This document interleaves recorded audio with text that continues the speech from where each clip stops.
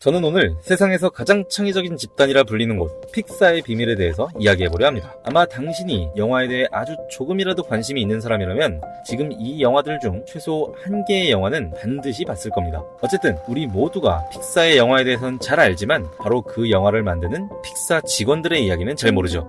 픽사에는 전설적인 3명의 인물이 있습니다. 픽사를 만든 사람이자 픽사의 사장인 에드 캐멀, 크리에이티브 총책임자인 존 레스터, 마지막으로 픽사의 CEO였던 스티브 잡스죠. 이들은 픽사를 경영하며 이 점을 가장 신경 썼습니다. 직원들이 지속적으로 창의성을 발휘할 수 있는 방법은 무엇인가? 에드 캐멀은 수십 년 동안 그들이 연구했던 성공의 비밀을 한 권의 책으로 담아냈습니다. 바로 창의성을 지휘하라. 오늘은 이 책에서 말하는 픽사의 비밀 4가지를 알려드릴게요. 첫째, 스티브 잡스 빌딩. 픽사에는 잡스가 생전에 설계했던 스티브 잡스 빌딩이라는 건물이 있습니다. 이 건물에는 한 가지 독특한 특징이 있죠. 바로 중앙홀입니다. 잡스는 뻥 뚫린 중앙홀을 만들고 이곳에 직책, 성별, 나이와 상관없이 사람이라면 누구나 갈 수밖에 없는 장소들을 모아두었습니다. 이를테면 화장실, 식당, 출입문 등이죠. 때문에 픽사 직원들은 반드시 중앙홀을 지나쳐야만 했습니다. 그리고 자연스럽게 디자이너, 개발자, 작가 등등 모든 직군의 사람들과 섞이게 됐고 이들과의 대화 속에서 예측하지 못했던 새로운 아이디어들을 마구마구 탄생시켰던 겁니다. 그래서 우리도 다른 분야의 사람들을 만나는 게 정말 중요합니다. 만약 그럴 여건이 안 된다면 일부러 다른 분야의 책이나 기사들을 틈틈이 읽는 것도 정말 큰 도움이 되는 것이죠. 둘째, 사물을 거꾸로 놓고 관찰하라. 픽사에는 트레이닝 세미나를 통해 직원들을 교육합니다. 이 교육에서 그들이 가장 중요시하는 것은 바로 잘 그리는 방법이 아니라 잘 보는 방법입니다. 그림을 잘 그리기 위해서도, 무언가를 상상해내기 위해서도, 재밌는 스토리를 만들기 위해서도 첫 번째로 중요한 건 관찰하는 능력에 있다고 본 것이죠. 그래서 이들은 이런 훈련을 시킵니다. 사물을 거꾸로 놓고 따라 그려봐라. 보통 사람들은 사물을 있는 그대로 인식하지 못합니다.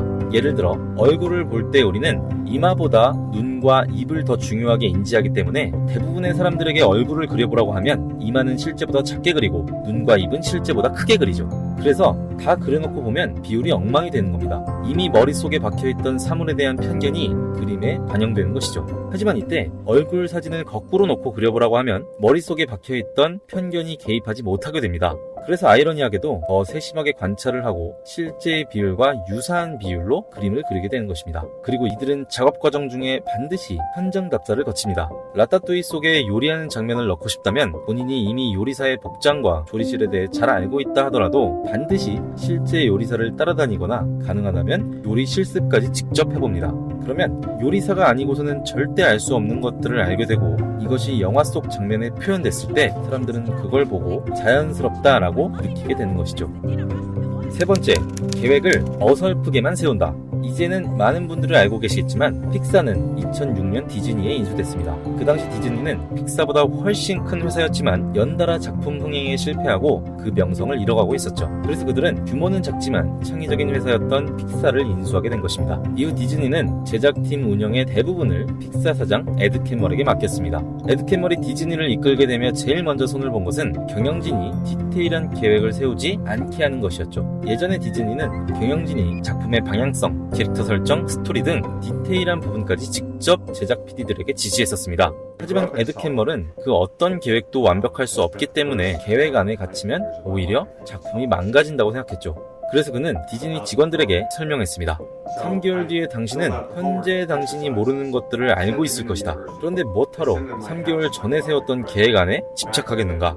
이 말을 통해 그는 디즈니 직원들에게 구체적인 계획 대신 방향을 설정하라고 합니다. 방향만 맞으면 그 과정은 얼마든지 계획과 달라도 괜찮다는 것이죠. 자, 그리고 여기에서 픽사 성공의 비밀 마지막 4번째가 나옵니다. 바로 피드백. 어쩌면 제일 단순하고 뻔하지만 에드 캐멀은 좋은 작품을 만드는 비결이 오로지 피드백밖에 없다고 생각했습니다. 창의성이란 게 계획을 세워서 얻을 수 있는 게 아니라면 성공 확률을 높이기 위해 할 수 있는 유일한 것은 바로 끊임없이 피드백을 주고받는 것 뿐이었습니다. 하지만 처음에는 픽사 직원들도 피드백을 어려워했습니다. 솔직한 피드백이 오다 보면 제작자들이 상처를 받았기 때문이죠. 그래서 그들은 모든 직원들이 한 가지 중요한 사실을 강하게 인정하게 합니다. 원래 모든 아이디어는 처음에 다 구리다 라는 사실을요. 때문에 피드백에서 좋지 않은 의견이 나오는 건 너무너무 당연하다는 것입니다. 이 사실을 인정하면 까이는 게 두려워 피드백을 받지 않는다거나 상대가 상처받을 것이 미안해 솔직한 의견을 주지 못할 일이 피드백이 줄어들게 됩니다. 솔직한 피드백을 거쳐서 좋은 결과물로 다듬어내는 게 훨씬 더 중요하다는 것이죠. 자, 이렇게 픽사가 무려 16번이나 연속으로 박스오피스 1위를 할 수 있었던 비밀을 알아봤는데요. 요약하자면 이렇습니다. 첫째, 서로 다른 분야의 사람들이 끊임없이 소통하게 하라. 둘째, 모른다고 생각하고 관찰하라. 셋째, 계획이 아니라 방향을 보고 일하라. 그리고 마지막 네 번째, 원래 모든 아이디어는 처음에 다 구리다는 사실을 인정하고 피드백하라. 정리하고 보니 픽사처럼 영화를 만드는 사람들에게만 국한되는 이야기는 아닌 것 같네요. 네, 지금까지 의당이었습니다. 영상은 도리가 만들었고요. 나를 변화시키는 세상의 모든 이야기들을 전하고 있으니 구독 꾹 누르고 기대해주세요.